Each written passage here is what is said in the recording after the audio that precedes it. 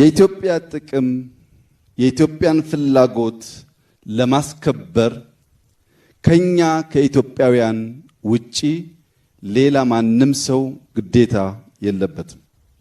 የኢትዮጵያን ጥቅም ማስከበር የኢትዮጵያውያን ግዴታ፣ የወዳጆቻችን ደግሞ የፍቃድ ድጋፍ ይሆናል።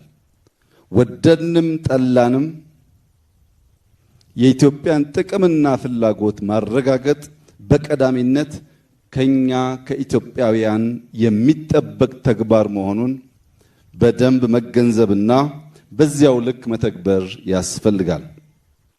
እኛ ያለ ኢትዮጵያ እናት የለንም። ኢትዮጵያም ያለኛ ልጆች የላትም። የኢትዮጵያ ልጆች መተኪያ የሌላት ሀገር መሆኗን ተገንዝበን በጋራ በመደመር እንደ ትናንትኖቹ ጀግኖች የኢትዮጵያን ጽናትና ልዕልና ማረጋገጥ ከሁላችን የሚጠበቅ ይሆናል። በኢትዮጵያ አየር ኃይል እንደዚህ ያሉ ዘመን የሚሻገር ጀግንነትና ብቃት ያላቸው በርካታ ጀግኖች ተፈጥረዋል።